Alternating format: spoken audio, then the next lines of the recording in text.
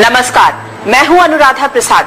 कहा जाता है कि कूटनीति में न कोई स्थायी दोस्त होता है और न ही कोई हमेशा के लिए दुश्मन। सिर्फ देश का फायदा स्थायी होता है।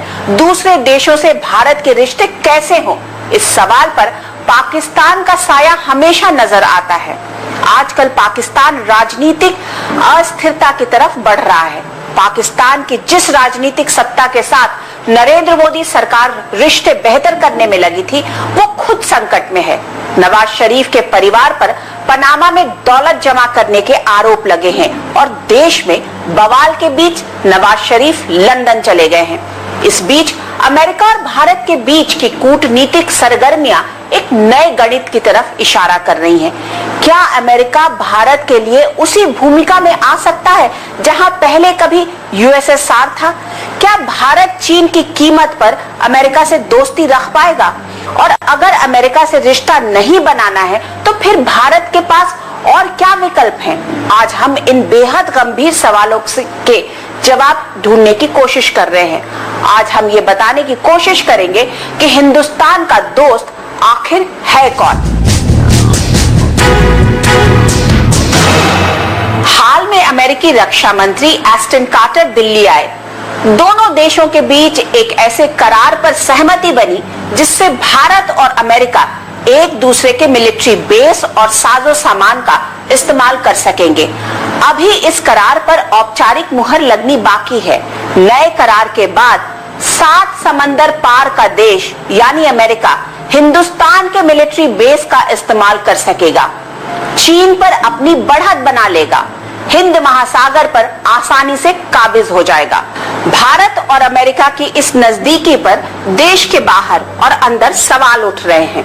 कहा जा रहा है कि अमेरिका से सैनिक करार का फायदा भारत से ज्यादा अमेरिका उठाएगा, लेकिन भारत एक तीर से 3 निशाने साधना चाहता है। पहला, अमेरिका के जरिए पाकिस्तान को काबू करने की कोशिश।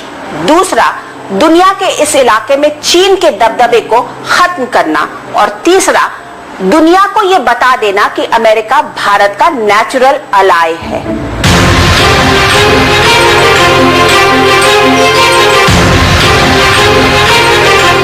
अमेरिका हर रिश्ते में अपना मतलब देखता है, अपनी जरूरत के हिसाब से रिश्तों को नया आकार देता है। फिलहाल चीन को रोकने के लिए अमेरिका को एक नए दोस्त की जरूरत है। शायद इसीलिए साल भर में 2 बार अमेरिकी रक्षा मंत्री एस्टन कार्टर दिल्ली दरबार का चक्कर काट चुके हैं। अमेरिकी दबदबे वाले हर मंच पर हिंदुस्तान को पूरी तवज्जो मिल रही है। फिलहाल अमेरिका के हिंदुस्तान प्रेम की असली वजह है logistic exchange memorandum of agreement यानी लेमोआ, जिस पर दोनों देशों में सहमति बन गई है। बस औपचारिक मुहर लगनी बाकी है। भारत को जहां तक फायदा है कि अमेरिका का साथ मिलेगा, अमेरिकन इक्विपमेंट को जो मिलने की जो रिक्वायरमेंट है वो अब काफी हद तक पूरी हो जाएगी। और साथ ही साथ अमेरिका का जो विस्तृत जो फैसिलिटीज का एक एम्पायर है, अगर आप देखें डियोगो गार्सिया से लेके बहरीन से लेके फिलीपींस तक जो अमेरिका के जो नौसैनिक अड्डे हैं उनके प्रयोग करने की अनुमति मिल जाएगी। और जहां तक सवाल अमेरिका का है, अमेरिका को चीन के खिलाफ भारत की कुछ बंदरगाहों में आने जाने का वो मिलेगा। और इसके अलावा एक सिग्नलिंग हो गई है, चीन के लिए एक सांकेतिक आभास किया गया है। आज की तारीख में हिंदुस्तान को भी अमेरिका से बेहतर कोई और दोस्त नहीं मिल सकता है। हिंदुस्तान न सिर्फ अमेरिकी साजो सामान का इस्तेमाल कर सकेगा, बल्कि तकनीक ट्रांसफर से हिंदुस्तान में ही बड़े बड़े हथियार और लड़ाकू विमान तैयार हो सकेंगे, जिनकी खरीद पर मोटा खर्च होता है। रक्षा विशेषज्ञों का तर्क है कि नए समझौते से अमेरिका को चीन और पाकिस्तान के खिलाफ सामरिक बढ़त हासिल करने में मदद मिलेगी, जिससे चीन और पाकिस्तान के बीच दोस्ती और मजबूत हो जाएगी। मतलब भारत पर खतरा बढ़ना तय है। पूरी जिंदगी कूटनीतिक दांवपेच करीब से देखने वाले पूर्व विदेश सचिव सलमान हैदर का मानना है कि वक्त के साथ रिश्ते बदलते रहते हैं। जो हमारी इंटरेस्ट जो है उसके मुताबिक हमें आगे बढ़ना चाहिए और हमारे देश के और हमारी जो अपनी पॉलिसी है, फायदा है, उसी पर हमें निगाह रखनी चाहिए। आज के दिन अगर अमेरिका भारत में दिलचस्पी ले रहा है तो उसके 2 कारण हैं। पहला स्ट्रेटेजिक कारण कि सोवियत यूनियन के ब्रेकअप के बाद वो यूनिपोलर वर्ल्ड हुई थी, लेकिन उसको अभी चीन चुनौती दे रहा है। चीन उभर के आ रहा है, इकोनॉमिकली अमेरिका के मुकाबले में, लेकिन मिलिटरीली शायद अभी तो काफी समय लगेगा चीन को अमेरिका का मुकाबला करने का। उनको चेकमेट करने के लिए उनको इस रीजन में एक ऐसा देश चाहिए जो उनके सामने खड़ा हो सके, वो उनको भारत लगता है। अमेरिका कच्चा खिलाड़ी नहीं है। इस समझौते के बाद रक्षा क्षेत्र से जुड़े साजो सामान बनाने वाली कुछ अमेरिकी कंपनियां बेशक हिंदुस्तान आ जाएंगी, लेकिन बदले में भारत चीन और पाकिस्तान जैसे पड़ोसियों को एक दूसरे से अलग करने में कामयाब भी हो जाएगा। शायद इसीलिए कांग्रेस भी अमेरिका की नीयत पर सवाल उठा रही है। उसका हम विरोध करते हैं क्योंकि हमारा पूरा जो कम्युनिकेशन है, संचार तंत्र है हमारी फौजों का, सेनाओं का, वो उससे जुड़ जाता है, उसका हिस्सा बन जाता है। एक बुनियादी कारण है कि हमने इसको कभी स्वीकार नहीं किया और हम नहीं समझते कि इसकी कोई भी आवश्यकता है। दरअसल अमेरिका की नजर चीन सागर और हिंद महासागर पर है। चीन के बढ़ते दबदबे को रोकने के लिए उसे हिंदुस्तान से बेहतर कोई और दोस्त नहीं मिल सकता, क्योंकि हिंद महासागर दुनिया के कारोबार की खान है। शायद इसीलिए अमेरिका अपनी नौसेना की 60% ताकत अगले 2 साल में एशिया प्रशांत क्षेत्र में तैनात करने की तैयारी कर रहा है। अंतर्राष्ट्रीय रिश्तों में हर देश एक दूसरे को शक की नजर से देखते हैं। ये सच है कि अमेरिका कभी भी खुलकर हिंदुस्तान के साथ खड़ा नहीं हुआ, पाकिस्तान को गोद में बिठाए रखा। पंडित नेहरू के दौर में पहली बार कोई अमेरिकी राष्ट्रपति भारत पहुंचा, तब अमेरिका की कमान आइजनहावर के हाथों में थी। तब से लेकर अब तक राष्ट्रपति Jimmy Carter, Nixon, Clinton, George Bush तक भारत आए और पाकिस्तान भी गए, लेकिन अमेरिका के साथ अटल बिहारी वाजपेयी के दौर में रिश्ते बेहतर होने शुरू हुए, जब जसवंत सिंह विदेश मंत्री थे। उसके बाद रिश्तों में लगातार मिठास बढ़ती गई, लेकिन फ्लैशबैक में जाएं तो साल 1971 में पाकिस्तान के साथ युद्ध के दौरान भारत पर दबाव बनाने के लिए अमेरिकी तिकड़मों को भी आसानी से भुलाया नहीं जा सकता। आज की तारीख में ताकत के मायने बदल गए हैं। रूस सिमट गया है, चीन का कारोबार ठंडा है, पाकिस्तान, बांग्लादेश और नेपाल जैसे पड़ोसियों को आर्थिक शक्ति से ही काबू में लाया जा सकता है। ऐसे में अमेरिका से रिश्तों की इमारत सिर्फ इतिहास की बुनियाद पर खड़ी नहीं हो सकती।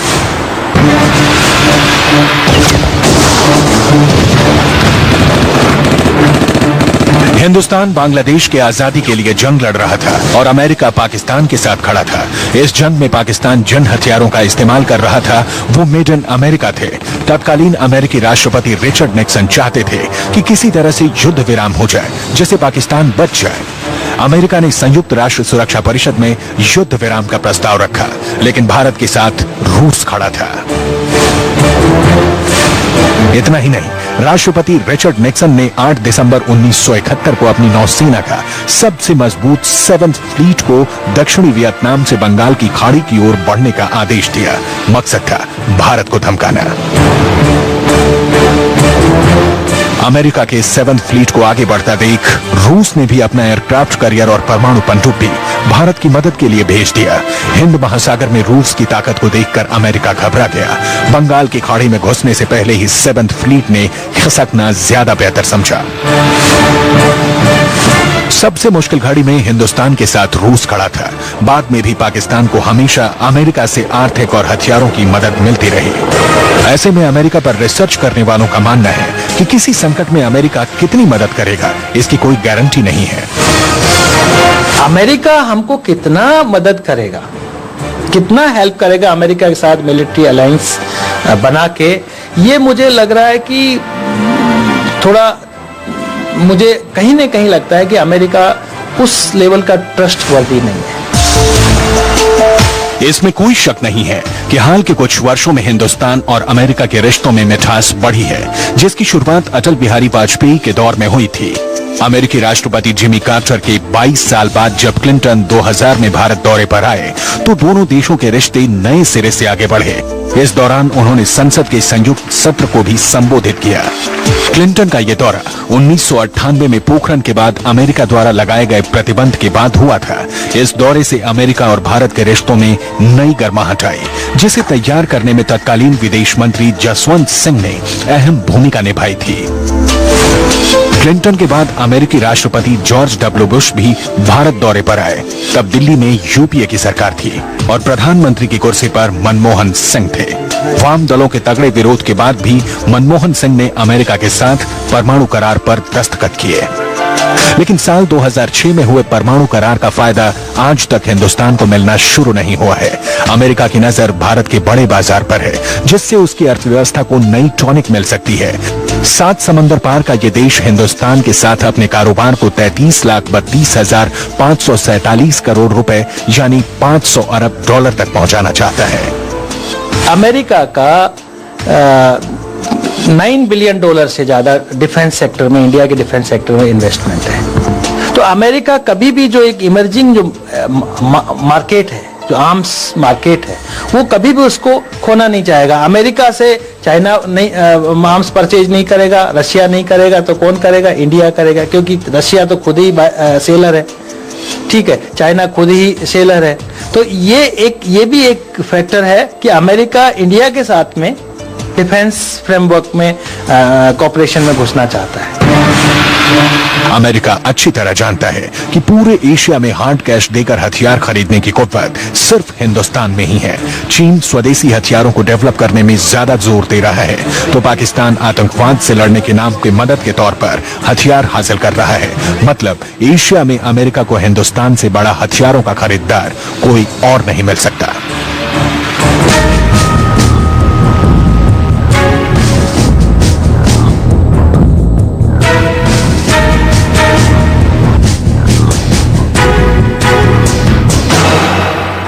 अमेरिका की नई दोस्ती से चीन नाराज है, क्योंकि उसकी ताकत को बड़ी चुनौती मिलने वाली है।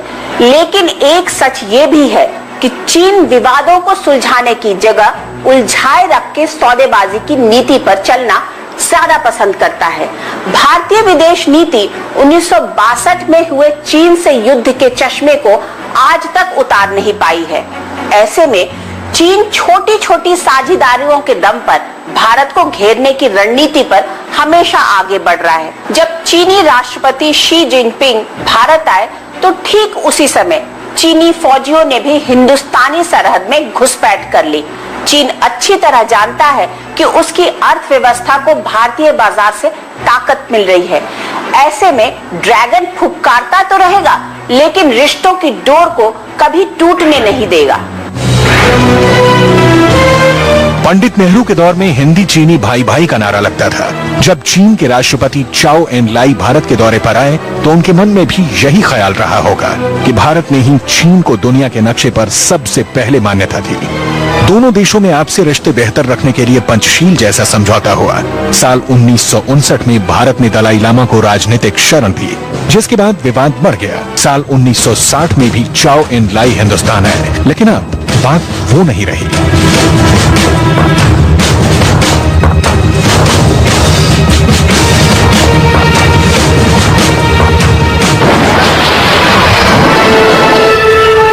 1962 के मई जून में अचानक सीमा पर गोलीबारी की घटनाएं बढ़ गईं। चीनी सेना की कई टुकड़ियां भारतीय सीमा में घुस गईं। चीन की सेना ने भारतीय सेना को असम से 48 किलोमीटर पीछे धकेल दिया।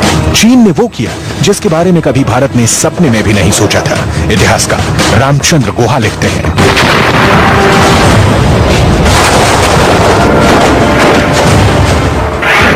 कि इस युद्ध के बारे में ये जरूर कहा जा सकता है कि इतने सुनियोजित आक्रमण के पीछे कई साल का अभ्यास रहा होगा। इस युद्ध का समय भी चीन के लिए बिल्कुल सटीक था। उस वक्त विश्व की दोनों महाशक्तियां सोवियत संघ और अमेरिका, इनके साथ ही संयुक्त राष्ट्र क्यूबा के मिसाइल संकट में उलझे हुए थे। इस कारण चीन को बिना किसी डर के कुछ दुस्साहस करने की छूट मिल गई थी। इस जंग के बाद दोनों देशों के बीच शक और मतभेद की ऐसी बुनियाद पड़ी जो आज तक गिर नहीं पाई है।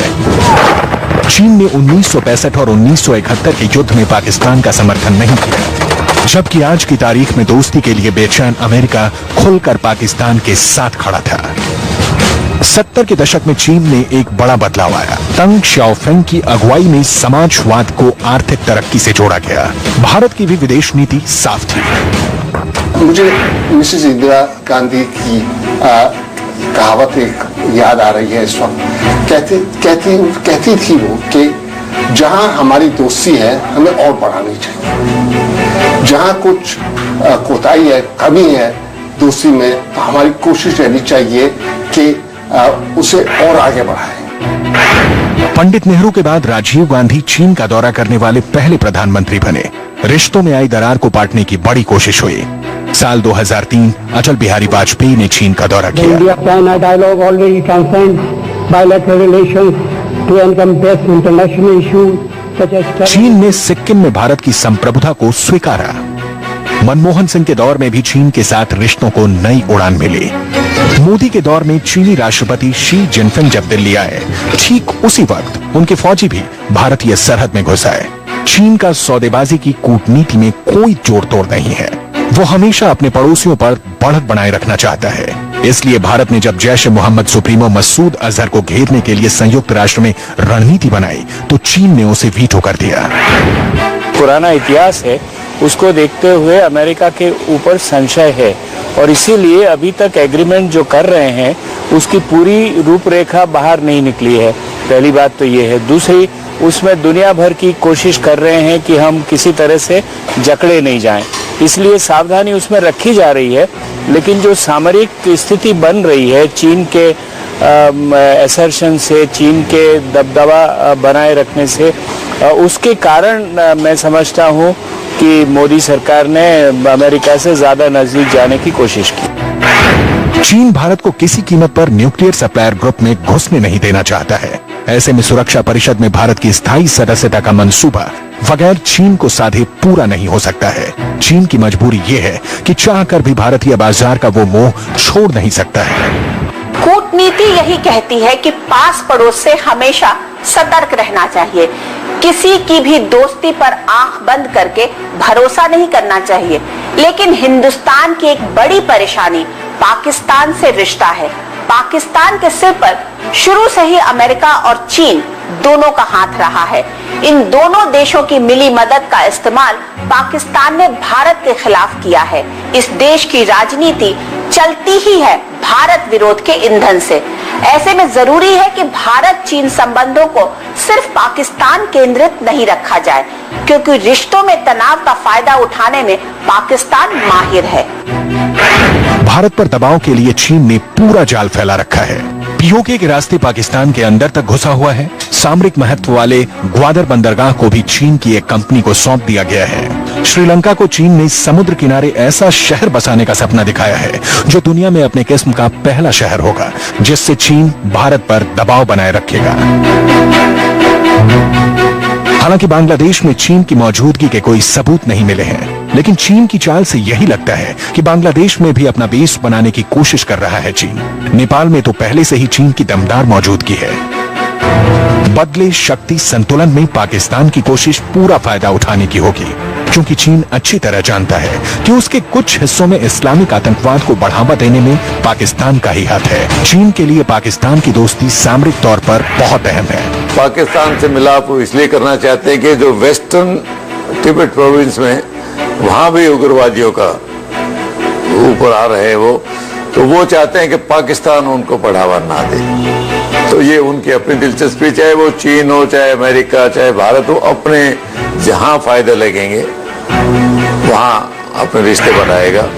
सौदेबाजी में उस्ताद पाकिस्तान समर्थन के बदले न सिर्फ चीन से मोटी रकम वसूलेगा, बल्कि रूस के भी करीब जाने की पूरी कोशिश करेगा। दुनिया के बदले शक्ति समीकरण में अमेरिका के लिए पाकिस्तान को छोड़ना बहुत मुश्किल होगा। इस्लामिक आतंकवाद से लड़ने में अमेरिका को पाकिस्तान की मदद की जरूरत है। उसे इस काम के लिए पाकिस्तान से बेहतर पार्टनर मिल नहीं सकता, क्योंकि पाकिस्तान में सरकार, सेना और वहां की खुफिया एजेंसी तीनों से अमेरिका के अलग अलग ताल्लुकात हैं। पाकिस्तान अपने हिसाब से चलता है। वहां राजनीतिक उथल पुथल कुछ ऐसी मची है कि अचानक प्रधानमंत्री नवाज शरीफ लंदन पहुंच जाते हैं। कोई कहता है कि नवाज इलाज के लिए गए हैं, तो दबी जुबान में उनके मुल्क से खिसकने की भी चर्चा हो रही है। तो तहरीके इंसाफ पार्टी के अध्यक्ष इमरान खान फिर से अपनी राजनीतिक जमीन दुरुस्त करने के लिए सड़कों पर उतरने की तैयारी कर रहे हैं। दरअसल नवाज के परिवार का नाम पनामा पेपर्स लीक में सामने आने के बाद पाकिस्तान की राजनीति में भूचाल आया है।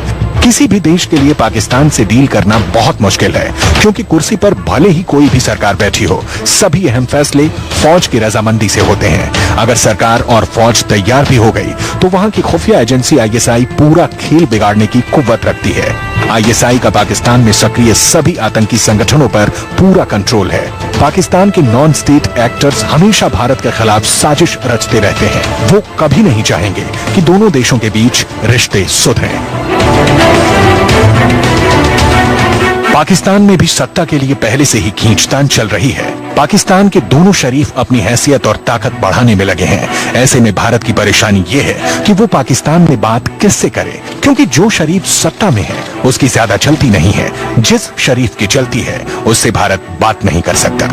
ऐसे में भारत अमेरिकी दोस्ती का फायदा उठाकर पाकिस्तान के साथ रिश्ते बेहतर करने की एक और कोशिश कर सकता है, क्योंकि अमेरिका का पाकिस्तानी हुकूमत, सेना और ISI तीनों से करीबी रिश्ता है। सऊदी अरब से भारत के रिश्ते और मजबूत हो रहे हैं। ऐसे में पाकिस्तान पर दबाव बढ़ना तय है। वहीं ईरान से पाकिस्तान के रिश्ते खट्टे मीठे रहे हैं। ऐसे में सवाल उठता है कि पाकिस्तान के मुद्दे पर हिंदुस्तान के साथ मजबूती से कौन खड़ा होगा, सऊदी अरब या फिर ईरान। इस्लामोफोबिया से निपटने के लिए अमेरिका के पास अभी भी पाकिस्तान है। वहीं भारत का इस्तेमाल अमेरिका के लिए चाइना फोबिया को लेकर है, जिसकी शिकायत रक्षा मंत्री मनोहर पर्रिकर से चीन करने वाला है। कूटनीति में आज की तारीख में अमेरिका भारत के लिए एक मजबूत दोस्त के रूप में खड़ा है, लेकिन इस दोस्ती की कुछ कीमत भी हिंदुस्तान को चुकानी पड़ सकती है। पूर्व प्रधानमंत्री अटल बिहारी वाजपेयी कहते थे, दोस्त बदले जा सकते हैं, पड़ोसी नहीं। ऐसे में भारत के लिए बेहतर होगा कि दूर देश के दोस्त बेहतर दोस्त बने या न बने, लेकिन पाकिस्तान सहित पड़ोसियों से रिश्तों की डोर कमजोर न पड़े। इस कार्यक्रम में आज बस इतना ही। अगले हफ्ते हम फिर हाजिर होंगे एक नए मुद्दे के साथ।